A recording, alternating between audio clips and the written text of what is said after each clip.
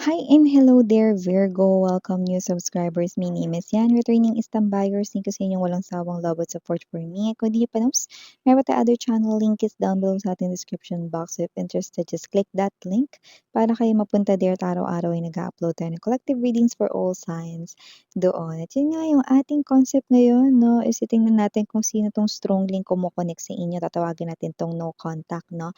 But is it a new or a past? Kapag ito ay new, possible na ito ay ko-connect pa lang sa'yo. Like, mamimit mo pa lang, no? Or preparing pa lang to talk to you, to communicate to you, no? But if it is a past, okay, malalaman natin kung ano yung nasa kanyang thoughts rito, no? During the no contact situation. A possible movement ba, actions dito, no? Plano, let's see. Okay? So, Archangel Michael, thank you so much, Angel Guides, sa palagian ninyo rito na presence sa reading ni Virgo. Thank you, new subscribers, returning istambayers. Thank you sa inyong walang sawang love and support. At yun nga, no, mga babes, mga tayo dito na gender, babae, lalaki, LGBT, lahat ay welcome. Cross-watchers ni Virgo, welcome ka rin, okay? So, just take only what resonates, okay? May Virgo placements and natal/birth chart. Welcome din kayo. So let us see. Who is this energy here connecting with Virgo? Can you please show me messages, informations, details na dapat manos ni Virgo? Can you please show me? This reading is intended for me, Virgo people.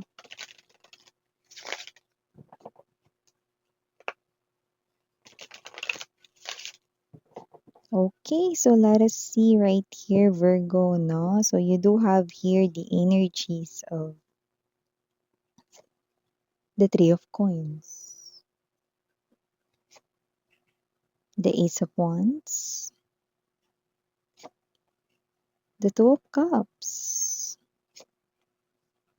the Knight of Coins, the Moon, Page of Cups. Bottom of the deck, we have the Five of Cups, the Eight of Swords, and the King of Coins energy. Okay. Definitely, this person connecting with you is someone from the past. Okay? So, maaring itong person na to is someone right here nakatrabaho mo dati or dati mong kasamahan sa trabaho. Pwede rin naman na may negosyo kayo together or may energy rin ng third party situation with the Three of Coins energy. Meron kasi ditong pinapakita sa aking past situation. Possible na in-involve kayo sa isang third party situation nito Virgo at ang nakarelasyon ay walang iba kundi katrabaho niya. Kasamahan niya sa trabaho. Okay? So, I do see whoever this energy is, nawalan talaga kayo ng contact sa isa't isa. Like, tahimik with the moon card energy, no? Like, hindi na rin kayo nakibalita, no, sa kanya. Wala na rin kayong nalaman, no? Tinigil nyo na rin dito. At first, might be, no? You feel sad dito sa person na to, no? At first rin, possible na kayo ito, no, na winish ninyo sana magbalik siya, iwanin niya yung isa, no? But I do see it's not your energy anymore, no? So, nakita natin dito that you pulled away sa person na ito, no, who happens to be your past lover. With the Knight of Pentacles energy, I do see that this person right here is someone na talagang natagalan bago rito kumilos, no? So, nakita natin itong mga babes na nagkaroon na lang ng agyo-agyo yung mga bahay nyo. Hindi pa rin siya kumilos, no? But now, with the no contact situation, looks like may paggalaw ng baso. Ace of Wands energy, Two of Cups, no? High chance may kakonek ka na ngayon. Pwedeng married ka na, okay, to some of you.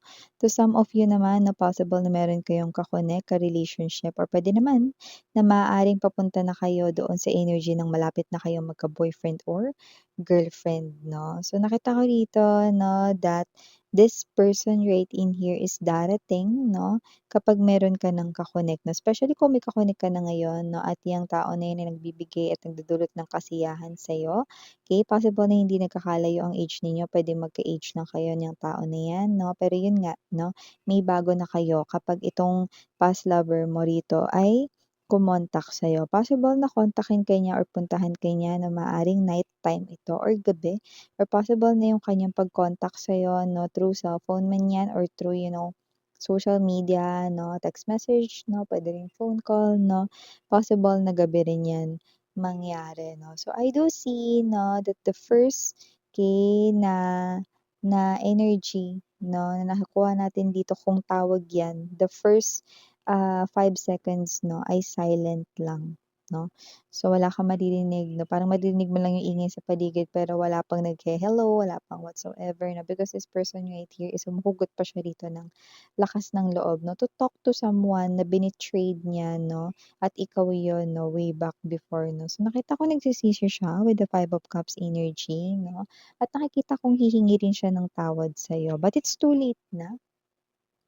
Because you already have someone new 'no, at nakikita kong hindi mo yan iiwan at ipagpapalit sa iyong past lover 'no. So, I do see that your past lover right in here 'no, from no contact situation, there will be contact now because your past lover will definitely contact you. Na iba in no time, like mamaya lang 'no, puwedeng kontakin na kayo niyan, yung iba nga tapos na 'no, pero nakikita ko rito masusundan pa yung pag-contact niya sa'yo. So, nakikita natin dito na kung sino man 'tong person na 'to 'no, parang may energy siya dito na kahit na may ka-connect ka ng iba, kahit na meron ka na ritong ka-deal na iba 'no, I still see this person here 'no, contacting you guys 'no. So, hindi ko naman nakikita na balak niya kayo ritong agawan from your new person 'no, pero may nakikita ako rito that that might be a slight trick 'no, kasi parang ang energy dito is the way he or she will communicate to you is that this person is trying to bring out the past happy memories of both of you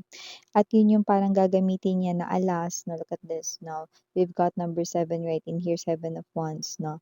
So, I do see that this person right here 'no, that's the tricky part, okay. Kasi parang sinusubukan niya ritong ipaalala sa'yo yung mga masasaya rito na inyong mga memories 'no, and maaaring marinig mo rin yung mga dati ninyong plano 'no. So, parang it's a little brainwash, isn't it 'no? Parang para ma-confuse ka, para mapaisip ka 'no, but you know, okay, yun ang galawan ng mga what? Pathetic, 'di ba? Okay, kaawa-awa gano'n 'no, pathetic 'no, or yun yung mga galawan dito ng desperado, ayan, or desperada, 'di ba? Kaya kung sino man ito Virgo 'no, yeah, the person right here is someone who is realizing, okay, how beautiful you are as a person and as a partner, okay. Babae, lalaki, LGBT 'no, so nakikita niya na yun ngayon 'no, and with this little trick 'no, hoping siya rito 'no, na mag-isip ka bago mo sagutin kung nanliligaw pa lang yan sa'yo na bago na yan 'no, or malapit mo na bang sagutin or malapit na bang maging kayo na pag-isipan mong mabuti 'no, or kung pakakasalan mo ba yung tao na yan 'no, or hindi 'no, yan. Parang may ganun, 'no, na gustong gawin nitong past lover mo dito. Gayunpaman, nakikita natin dito 'no, na itong person na 'to 'no, sa ngayon ay nakita ko ditong natapos niya na yung kanya ritong problem with the third party. Possible na inalis niya na rin ito sa life niya 'no, kasi hindi ko na nakikita sa energy niya or wala na siyang pakialam sa third party 'no, at malapit na talaga siyang makipaghiwalay, 'yan 'no. Kasi nakita ko dito yung energy ng love, yung energy ng thoughts niya focus on you na lang, Virgo. So nakikita natin dito 'no, that this person here is really sad, really longing for you, and at the same time, imagining things 'no, of how they used to be, 'yan 'no, yung mga masasaya ninyo ditong mga ala-ala, 'yan 'no, nung kayo ay mag-sweetheart pa. So, namasyal ba kayo sa Luneta? Sa inyo mga babes 'no, nakita natin dito kung sino man 'tong energy na ito. I do see that this past lover of yours 'no, is someone na parang ito yung ano niya 'no, um, healing place 'no, yung mga memories ninyo dati, okey. So, kung sino man ito na na-inlove sa kaniyang katrabaho or naakit ng kaniyang katrabaho 'no, hindi ko na nakikita na, itong tao na 'to ay nakikipag-connect pa doon. okey? Actually, kung hindi pa sila tapos balak niya na talagang tapusin 'yun para makabalik na siya rito sa'yo 'no. Pero mukhang wala talaga siyang babalikan kasi ang nakikita ko talaga dito na ako miss 'yan, new passionate beginning dito sa bago, 'yan 'no. Dito ko na sinisimulan kasi dito ko nakikita talaga yung happiness ko, 'yan 'no. Parang hindi ko kailangan na, um hindi ko kailangang mamili actually, parang gano'n yung energy ninyo, okey? Even may options ng pagbalik ng past, 'yan 'no? So, nakita natin dito na kahit iwanan niya pa yung isa at bumalik siya sa inyo, hindi na, 'yan 'no, hindi na miss 'yan, wala ng gano'n. Kasi yung energy ko ay hindi na yung energy ko dati, 'yan 'no?